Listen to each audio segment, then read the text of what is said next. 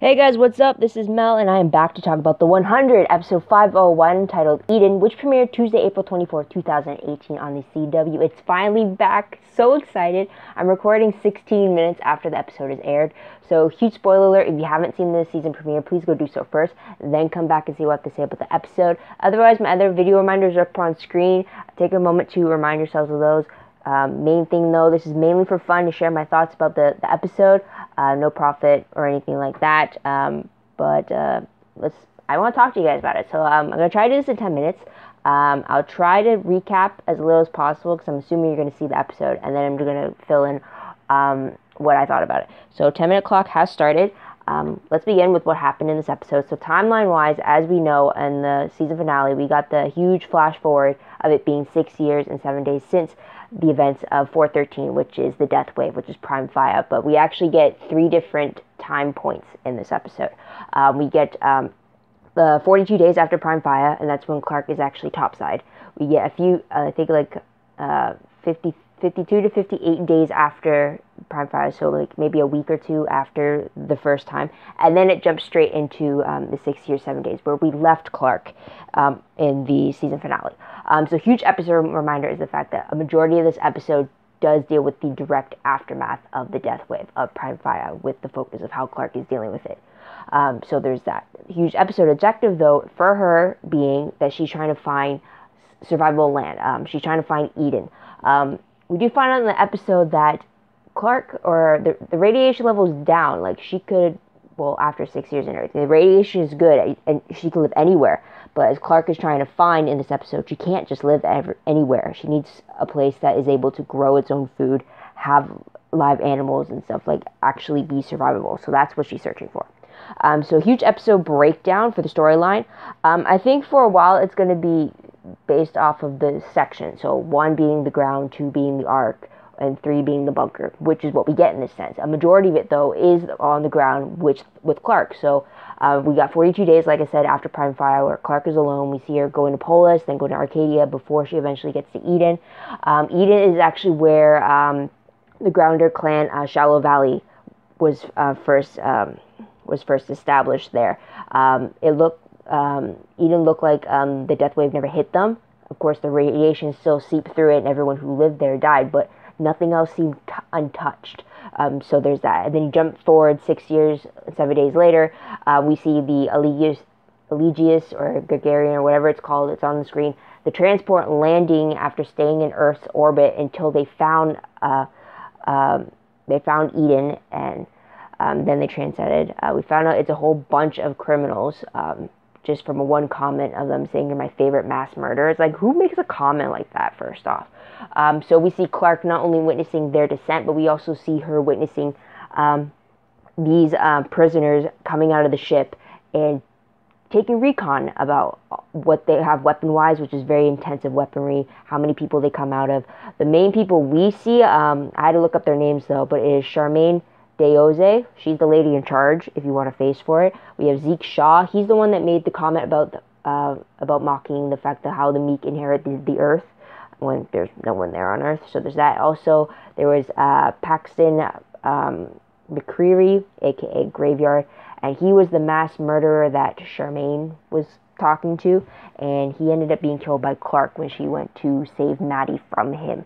So there's that. So back on the arc, though, it's pretty much the sneak peek that they had released for the arc, because for them it picks up that day, the 6 years, 7 days, where all of the action starts for them. But we found out that there are no radio communications for them due to the radiation that clouds the atmosphere. So there goes my hope for them receiving Clarke's broadcast at any point within the 6 years. So they have no idea she's alive. They have no idea if anyone from the bunker is still alive. So pretty much the 3 groups are very separated from each other. They all think that they're the last ones out there, except for Clarke. She knows people in the bunker are down there and whatnot. So anyways, they see the Elegius transport descend into Eden. They see the bigger ship, and then they see the transport ship go down, which is what Clarke saw and all that. So the ARC group's plan is to get to the bigger ship to try to see if they have some fuel, enough for them to get back to Earth, because what they have now on the ARC won't be enough. Raven's been trying to figure out that whole fuel issue for a while. Also, it seems they have a punishment thing. If anyone brings up how much time they've been up there, you have to take on a punishment or something. So there's that. For the bunker, you only bunker, which will bleed into my last moments of the episode, because that is all it is. And it pretty much shows Octavia overseeing some gladiator type fight inside the bunker. I saw a glimpse of Nathan, Indra, Gaia being present through all this. But it got pretty bloody. I mean, like, seriously. You'd think they'd be a little more tamed after a few years of not needing to fight to survive against the Earth. But anyway, I guess old habits die hard and everything. So, like I said, last moment. So moving on, tidbits. A lot of tidbits we find is that Maddie has her own hiding spot, similar to what Octavia had back on the Ark when she had to keep her existence a secret. We see Maddie wanting her to have her hair colored, as promised, when she finds berries, since last year there wasn't enough berries to do so, so she brings it up to Clarke to do so. We see Clarke getting it. You don't really see a bit with Maddie because Maddie's hair is a lot darker, but who knows, we'll see. We also see Maddie being a fan of Octavia, aka the Sky Ripper, from her reaction of how could you not think she could win the conclave type of thing. So there's that. Also, we see Monty being afraid to become the fighter he was on the ground. He didn't want to become the person who ended up killing his mom, who let his best friend die. He liked who he became on the Ark. I guess a peaceful version, because essentially on the Ark, they're not trying to kill each other. So, and they're friends. So I think they're probably in the best situation. And then Clarke in the bunker kind of in the worst. Almost. I don't know. So there's that. Also, we see Clarke finding a box of Jasper's things buried in Arcadia. So his iPod, his goggles, a few other little things I missed. I have to go watch that again. But that starts her breakdown over the fact that she's lost so much people. So there's that. Also, we see Raven getting trained by Echo. Not sure if she's only solely getting trained by Echo or if both her and Bellamy have kind of traded off. But we do see Bellamy try to do the same thing with Murphy. For a bit. So there's that. Now, ship status. I remember doing this last time, but with with Clarke and Maddie, we find out that they met 58 days after Prime Fire in Shallow Valley, and since then, that's when we get the jump forward into 6 years later to know that they've become such close-knitted twosome Nightblood, only two that they've come across. So there's that. Maddie was really young when Clarke met her, though, like really young. Also, with Murphy and Amori, we find out they aren't together anymore. They don't seem to even like each other right now for some reason, and it's been like that for the last 6 months. And Amori has been rooming with Raven during that time being as well. Also, we see Monty and Harper going strong, as usual. Power duo between the two of them, and also we find out at the very end that Bellamy and Echo are an item. They've got together 3 years into their time on the Ark, after Bellamy forgave her, eventually, for trying to kill Octavia. So there's that. So moving on. That's a lot longer than I thought it would. But moving on to what my most shocking moment of the episode. I think it just has to be Clarke's journey by herself. Just to see the extent that she had to go to do a lot of things to find anything. It was just really... I like how... there's no shying away from it, that's for sure. I mean, when she had that whole bear trap in her leg and then showing us the wound and her stitching herself up, it's just like, oh, they did not shy away. I cringed at that because that was just so gruesome to see. But which leads to my top 3 favorite moments. It's not that scene in particular, but I liked, a huge thing was the fact that it focused heavily on Clarke's solo journey and how she had to deal with being by herself for so long and then trying to find these places and find these things to survive in.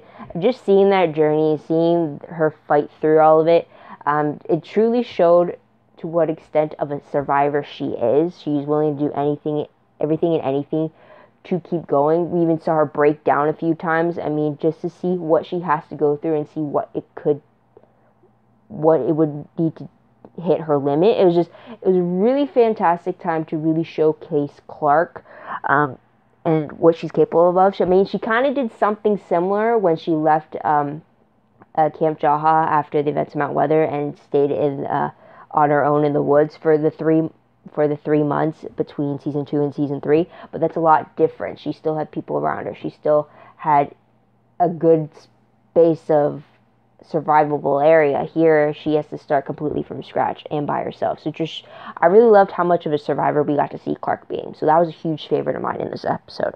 And I like the fact we still got voiceovers from her. We still got those radio outputs from her. We still got some insight from her. It wasn't just all silence and us just watching her do stuff. So I like that we got both versions of Clarke in this. And just seeing the different time lapses for her. So that was that. Another favorite of mine that I noticed was the parallels. We got a few parallels in this episode. When Clarke was witnessing the transport ship coming down and all the prisoners coming out, that's paralleling Lincoln being the recon when the 100 originally came down in season 1 in the pilot episode.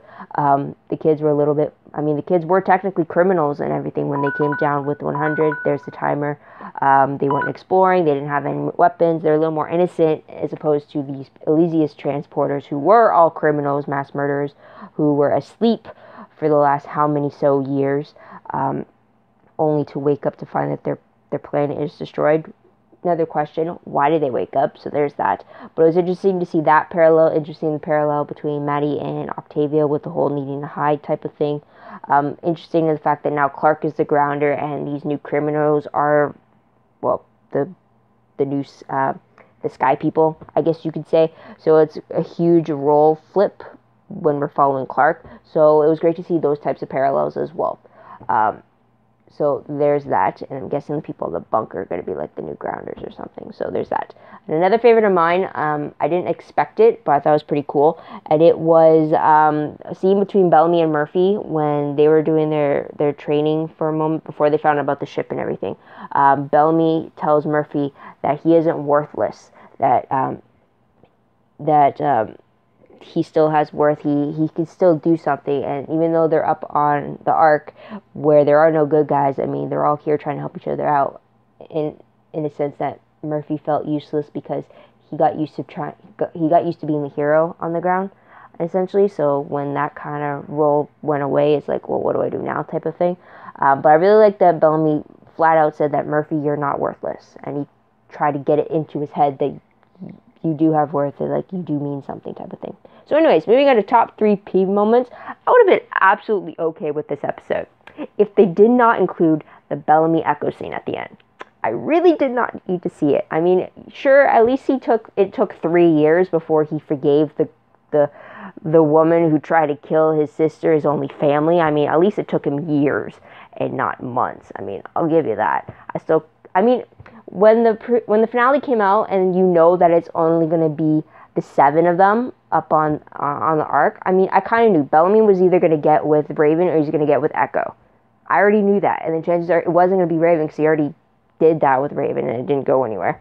So chances are he was going to get with Echo. I mean, I was preparing myself for the fact that it was probably going to be a Bellamy and Echo story at some point. Still did not want to see it, but yeah. But I like that she's worried that things will change on the ground, and they think it's because of Octavia. They think that if they find Octavia and she's not going to accept this little relationship between them, it's like, things better change when Bellamy finds out that Clarke is alive. I mean, they still have no idea whatsoever, so I'm just saying. But moving on to what moment will I remember most when I look back on this episode. Clarke Solitude, like I said, it was a fantastic way to showcase not only what happened immediately after Prime Fire, but also to show how she dealt with all that. I mean, it picked up from when, I guess, the radiation boils and all that stuff, when she's healed from all that. I mean, why do we need to see that or anything like that? But, so yeah. It was great to see that. I like seeing something like it. It really builds character for Clarke to see that journey. And it's something we didn't see from her before, yet she kind of had like I mentioned, slightly similar Solitude before, but not quite like this. But anyways, random questions. I did have one that I just mentioned earlier that came to me, but was, why is the Elysius transport, they mentioned that they've been asleep for a while. The question is, why did they suddenly wake up? I wonder if it's like the movie The Passengers. They had a set time where they're going to be asleep for, and then they just suddenly wake up, or maybe it's an energy issue or a fuel issue or a mechanical issue as to why they woke up or something like that. So that's a question there. But my original question was, if the Elysius, I don't know how to pronounce it. So if the new transport, I'm going to call it, has been orbiting Earth until it found Eden, and then it made its descent, then why didn't the group on the Ark? Why didn't they see them orbiting the Earth, or at least picked up on them orbiting the Earth until that very moment when they were descending down it? Because I'm under the impression that the Ark hasn't been orbiting. It's been over Eden for as long as they knew that Eden was there. So I was just wondering, well, why do you only notice it now? That's the only thing I didn't like. But anyways, moving on to predictions very quickly. Based off the promo for 502, it looks like we're going to get more into what's going on in the bunker. It seems like that might be the focus of the episode, like how Clarke was the focus in this episode. So with 502, it looks like a population reduction needs to happen, and it also looks like tensions are dealing within one crew, and Octavia has to deal with any traitors who are trying to disrupt the unification of all 13 clans. Synopsis of the episode does read that Octavia is forced to take guidance from an unlikely ally when the future of the bunker and all those inside it is jeopardized. So, unlikely ally, I would think, is Jaha, that Octavia is going to have to take guidance for, because essentially now the bunker is becoming a repeat of what the Ark was. How they have to worry about population problems, first off, tensions within the clans as well, but also with population problems. I mean, how many babies were born in the last 6 years that there needs to be an issue with the population? Or are they running out of supplies that can't sustain the current population that they have started with?